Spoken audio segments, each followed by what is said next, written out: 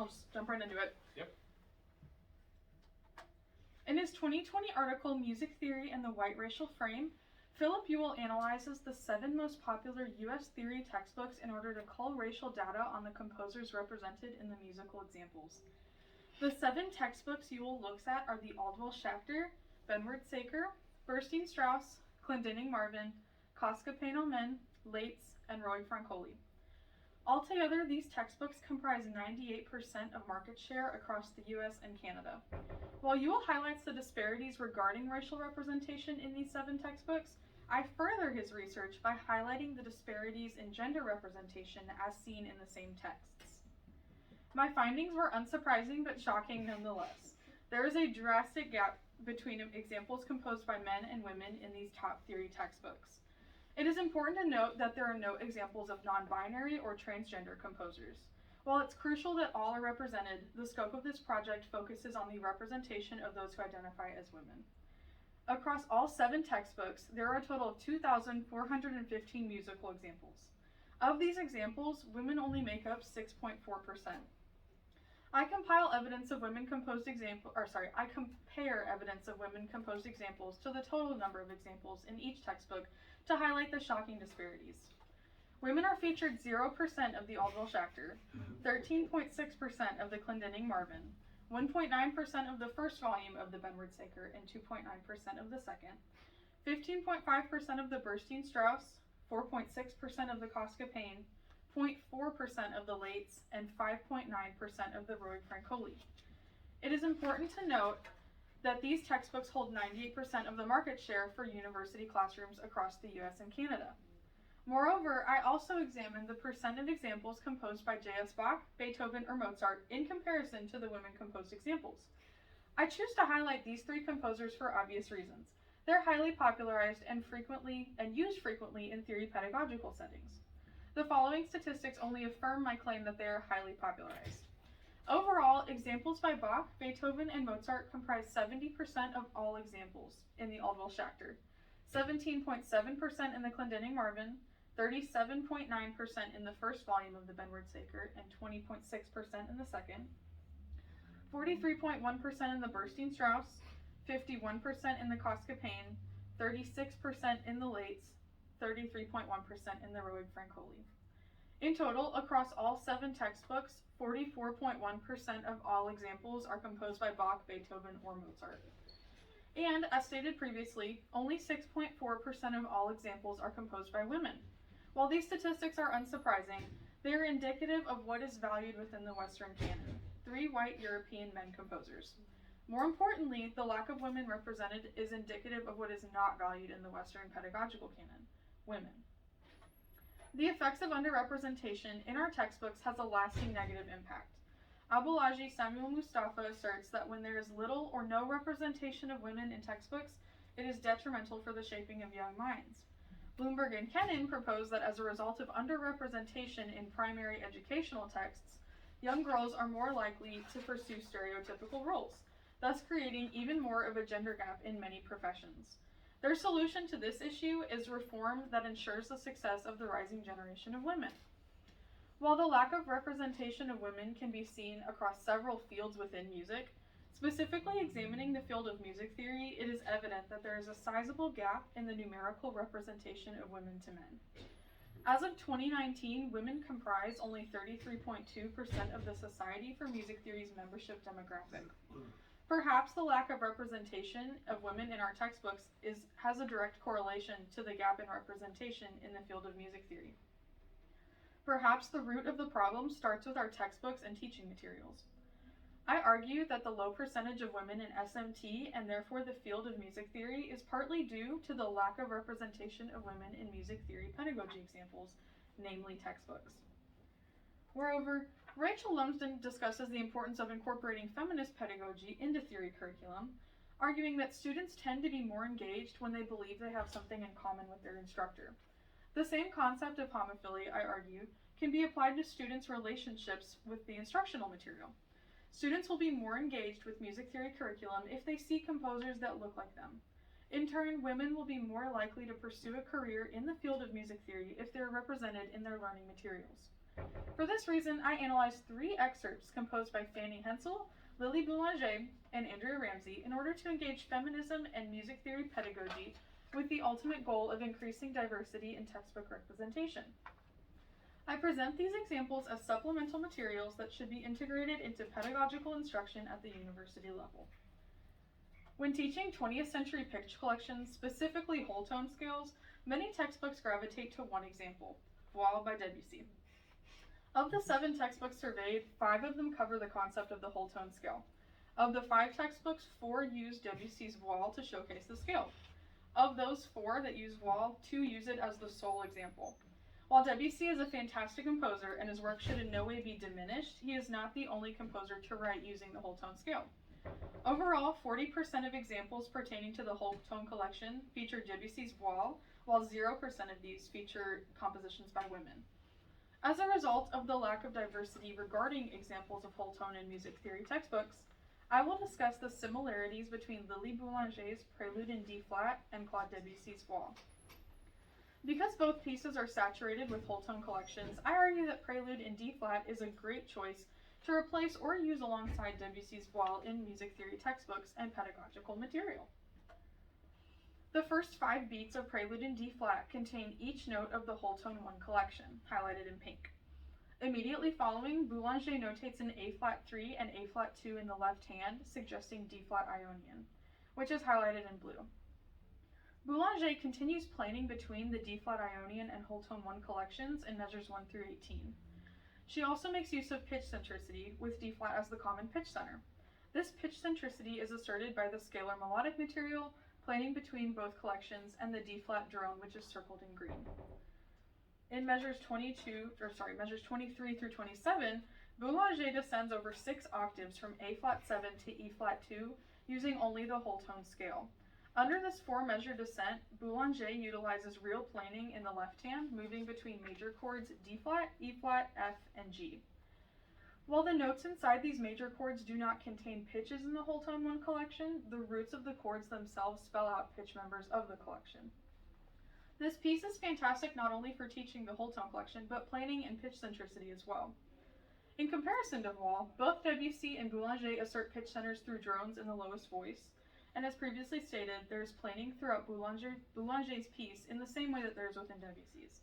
Pedagogically, this piece would also be great if compared and contrasted against Voile, since Prelude in D-flat uses whole tone 1 and Voile uses whole tone 0. Moreover, this piece does not need to constrict itself to simply being used for the purpose of teaching whole tone scales. There are examples of extended tertiary harmonies and quintal harmonies as well. I highlight aspects other than the whole tone collection in order to emphasize the versatility the piece can have in analytical and pedagogical settings. Overall, these pedagogical highlights make a strong case that Boulanger's Prelude in D-flat would be an outstanding addition to any theory textbook. After analyzing all 7 textbooks, it is evident that there are several ways to approach secondary function and applied chords. Each book focuses on a different approach to educating students how to write and identify secondary dominants and secondary leading tone chords within music. While the pedagogical approaches are very diverse, the sourced examples used to supplement the concept are not. After surveying all examples pertaining to secondary function chords from all 7 music theory textbooks, it comes as no surprise that there is a disparity in representation of women composers. Of the 74 examples covering secondary function across all the textbooks, 41.8% collectively were composed by Mozart, Bach, or Beethoven. While the individual compositions varied and there was not a clear piece that stood out amongst others, these 3 composers dominate the examples used for teaching secondary function by almost half. Likewise, of the 74 examples, only 5.4% were composed by women. If I were to include the top 7 composers covering this topic, altogether Bach, Beethoven, Mozart, Schumann, Chopin, Haydn, and Schubert are featured 74.3% for this topic. It is extremely evident that there is a substantial need for diversity in the composers used for these music examples. I argue that Fanny Hensel's piece, Hüst die nicht die Bäume rauschen, is a wonderful substitution for a few Bach, Beethoven, or Mozart examples regarding secondary function. The piece is written in an A-B prime form, and the secondary dominants found in the first A section return in the second, creating more opportunity for analytical practice. In the score, I identify the 5-7 of 4 resolving to 4, measures 12, 33, 37, and 51, and the 5-7 of 6 resolving to 6 in B major in measures 8 and 33, and then D major in measures 16 and 41. These two secondary dominants are clear and follow expected resolving tendencies. The piece can also be used for other pedagogical and analytical practice purposes. Hensel's piece features a cadential 6-4 resolution after a secondary dominant, which can be seen in measures 2, 6, 27, and 31, as the 5-6-4 of 5 passes through the 1-6-4 before resolving to 5 in D major. This instance is a good teaching point for both cadential 6-4 and secondary dominants for advanced classrooms. Likewise, in measures 19 and 24, Hensel sets up a 5-7 of 2 in F sharp minor and resolves it to a borrowed 2 half diminished 6-5. This secondary function example is meant for more advanced students who have mastered borrowed chords, but it works well covering both topics if the students are at a higher level of chord recognition. Moreover, Hensel's piece can also be used to cover a broad range of concepts used in the Romantic era, such as borrowed chords, circled in light blue throughout, augmented sixth chords, the Italian 6 and measure 16, a common chord modulation, circled in red, some of which modulate with a secondary dominant, indicated with red and a purple underline. I focus on measures 11 through 24 for analysis. Beginning in measure 11, Hensel modulates to the dominant in the first of several modulations. A secondary dominant, 5-6-5 of 4 moving to 4, can be seen in measure 12 with a borrowed minor 4 immediately following. After briefly tonicizing F sharp, Hensel transitions to B minor via direct modulation in measure 15. Immediately following the Italian 6 in B minor, Hensel moves to D major via common chord modulation of 5 in B minor and 5 of 6 in D. This common chord modulation also acts as a secondary dominant into the next chord, 6 in D, as the progression continues into measure 17, where Hensel again uses a borrowed minor 4 in the 4th beat. After briefly tonicizing D, Hensel modulates to F sharp minor via common chord modulation, 1 in D, 5 of 2 in F sharp minor, in measure 19. Immediately following this modulation, Hensel uses the borrowed 2 half diminished 6-5 chord in F sharp minor before briefly tonicizing E major via common chord modulation. She then modulates back to B major through another common chord modulation in measure 22. Hensel uses the borrowed minor 4 again in measures 22 and 24. This 13-measure section of Hörst du nicht die Bäume rauschen is rich with secondary harmonies, borrowed chords, and modulation, which are very useful for analytical practice. Hensel's piece would be a great addition to a theory textbook or supplemental teaching regarding secondary function at various levels, among other topics of pedagogy. For my final example, I focus on parallel periods, cadences, and tonic and dominant relationships. Across all 7 textbooks, I found very similar data of Bach, Beethoven, and Mozart being featured significantly higher than other composers. Regarding examples in textbooks that cover cadences, namely perfect authentic, imperfect authentic, and half, Bach, Beethoven, and Mozart hold 69.2% of all examples across the 7 textbooks, while women composers are only featured 7.7% throughout. Beethoven and Mozart occupy 36.4% of examples pertaining to parallel periods, while no compositions by women are featured for this topic. Finally, Bach and Beethoven fill 56.3% of examples regarding tonic and dominant relationships, while excerpts written by women only make up 12.5% of the examples. In this section, I discuss the tonic and dominant relationships, cadences, and period structure in Angela Ramsey's I Lift My Voice from the Justice Choir Songbook to present a useful example that can be incorporated into music theory curriculums pertaining to cadences, tonic and dominant relationship, and period structure. In I Lift My Voice, the first 8 measures of the piece feature 2 4-bar parallel phrases which create a parallel period. This 8-measure section of the piece highlights the relationship between tonic and dominant chords in tonal progressions, as well as half cadences and authentic cadences. Ramsey's chord progression, within the period, the cadence at the end of the first phrase depicts a half cadence, while the cadential material at the end of the second phrase is an imperfect authentic cadence. Ramsey's chord progression and cadences are a strong teaching point for traditional harmonic progression and cadence structure within periods. The first 8 measures are formatted using a parallel period structure, as both melodies begin with the same melodic idea but end differently. Likewise, this piece is contemporary and was written by Ramsey, a living composer, in 2017. Not only is it important to incorporate pieces written by women, but also contemporary composers as well. The melody is easily sight-readable for freshman theory students and can be sung by students if used as an in-class analysis example. Because of this, I argue that this piece is a solid addition to a music theory textbook with the potential to be listed under several pedagogy topics, including but not limited to the ones I've highlighted above. The drastic difference in percentage of representation of any woman composer to one of the top 3 men featured in these books is far too large. I highlight the monopoly of music examples written by Bach, Beethoven, and Mozart, not to diminish the quality of examples currently in use, but instead to illustrate the need for gender diversity in pedagogical material. Further, I do not argue that educators should exclude Mozart, Bach, or Beethoven's pieces from the pedagogical canon, as the solution to systemic exclusion is not counter-exclusion. I do, however, suggest that examples be spread evenly amongst a diverse group of composers.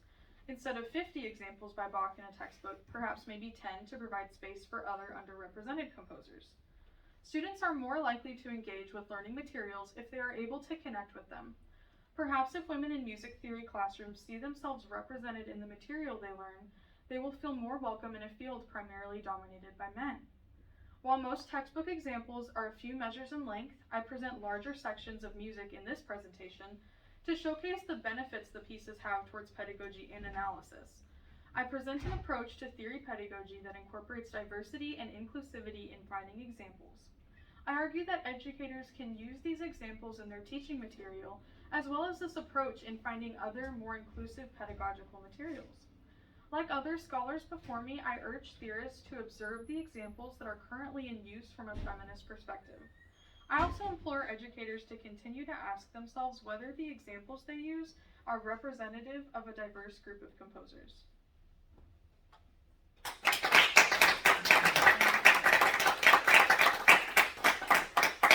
Thank you, Tori. Thanks. We'll do the same thing.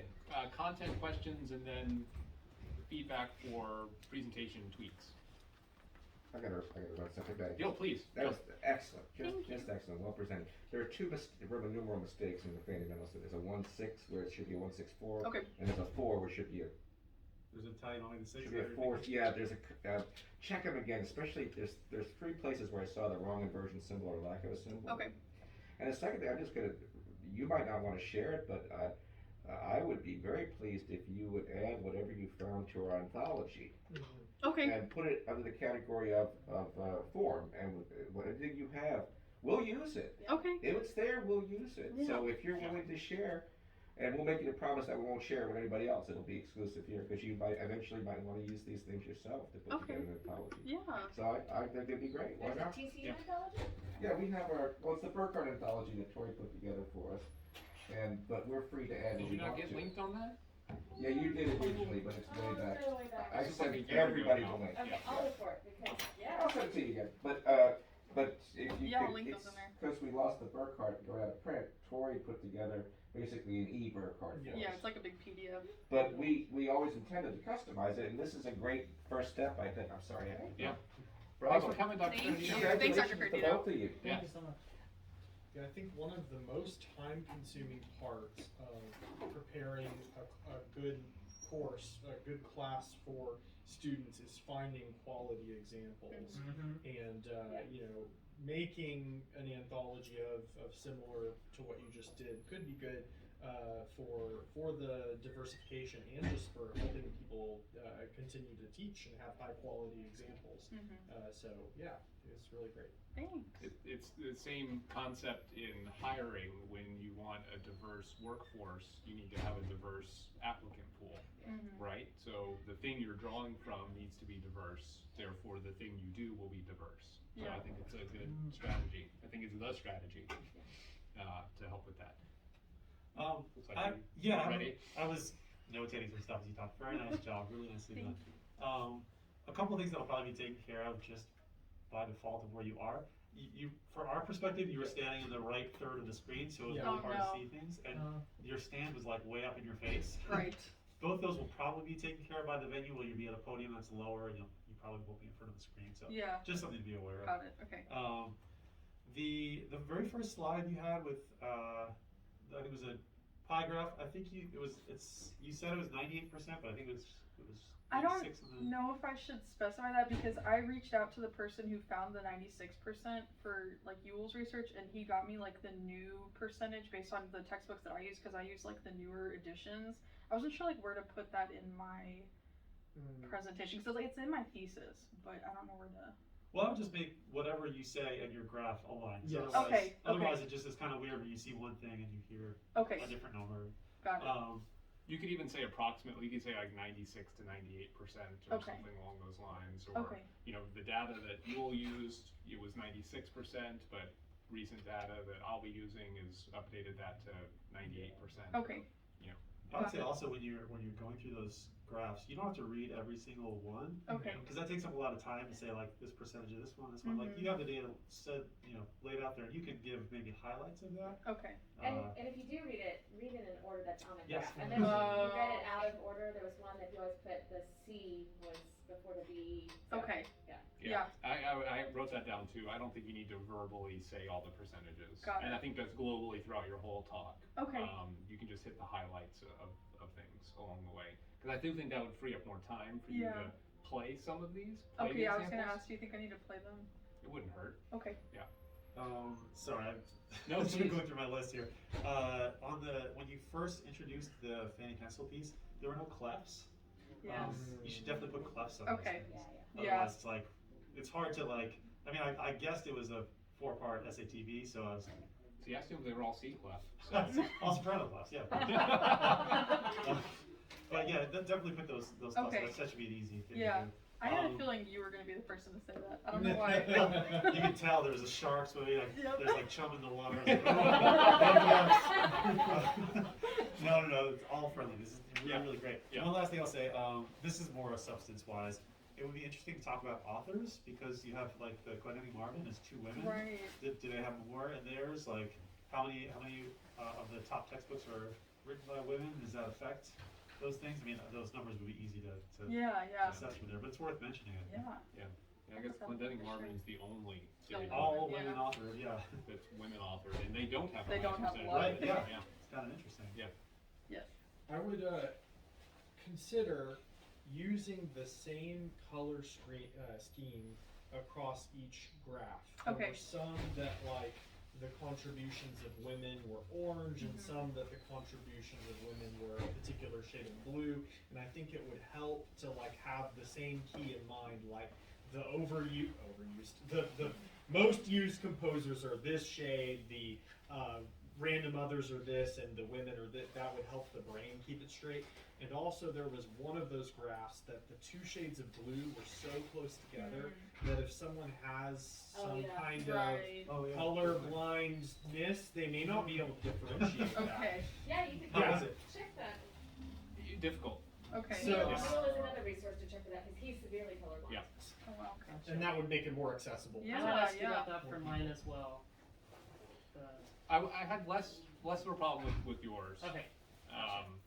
With the, it was less of an issue there, but more of an issue here Got because it. the shades were so So similar. similar. Okay. Yeah. I have to run, sorry. Wonderful. Thank you, Thank Dr. you so much Stewart. for coming, Dr. Stewart. Thank you so much. Thank you for your questions. We've got -1 minutes left for additional comments or Ah. questions. Yay. Yay! Are you going to Cincinnati? Yeah, I am. Oh, cool. Yeah. In person. They're still doing in person.